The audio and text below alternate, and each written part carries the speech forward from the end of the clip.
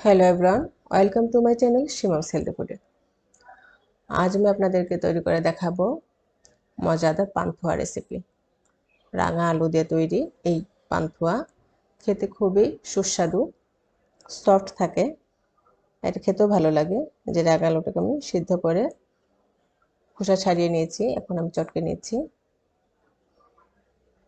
আলুটা একটু ভালো করে সিদ্ধ করে নিতে হবে যেন সফট থাকে। ম্যাশ করা হয়ে গেছে।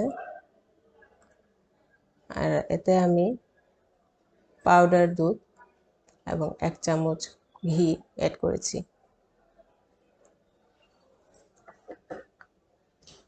চামচ ঘি, 2 চামচ ঘি দিয়েছি এখানে আমি। এটা দিয়ে আবার একটু মিশিয়ে নেব। আর এতে আমি পাউডার গুঁড়ো দুধ দিয়ে দিলাম কিছুটা।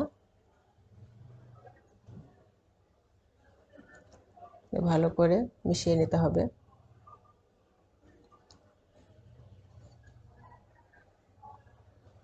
আর এতে একটু অল্প পরিমাণ ময়দা দিয়ে দিলাম।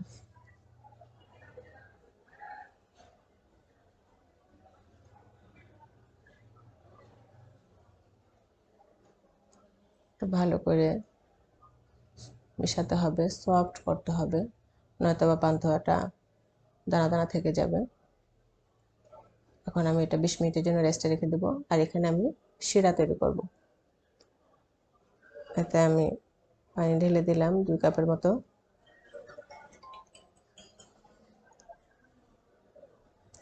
আর চিনি দিয়ে দিলাম 2 চামচ।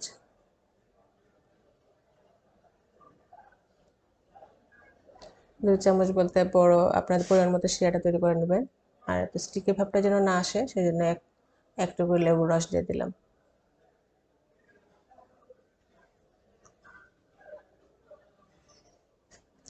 এতে আমি একটু দারচিনি এলাচি অ্যাড করে দেব।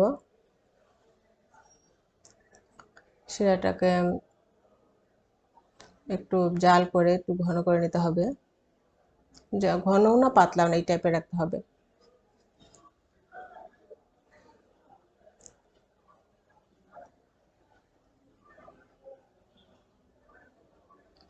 শিরা হয়ে গেছে আমার। আচ্ছা, এখন আমি এটাকে লাড্ডুর আকারে, পান্তুয়ার আকারে শেপ তৈরি করব।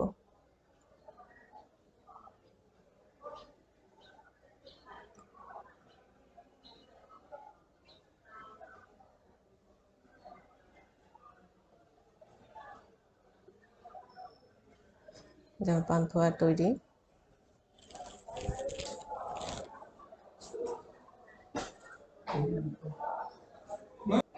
যখন আমি তেল গরম করে এতে আমি পান্তুয়াগুলো ভেজে নিলাম। সুন্দর একটা কালার আসছে। আপনারা চাইলে আপনাদের মতো করে আরেকটু বেশি করে একটু ভেজে নিতে পারেন। একটু কম ব্রাউন কালারটা একটু বেশি হবে, কড়া হবে, এটা করে নিতে পারেন। আমি এরকম ব্রাউন কালার করে নিয়েছি। এখন আমি শিরা এটা ডুবিয়ে দেবো। পান্তুয়াগুলো অনেক সুন্দর হয়েছে।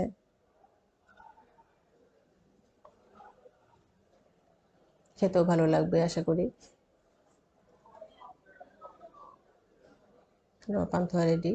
যদি এই রেসিপিটা আপনাদের ভালো লেগে থাকে তবে অবশ্যই কমেন্ট করে জানাবেন প্লিজ। ভালো থাকবেন, আমাদের জন্য দোয়া করবেন।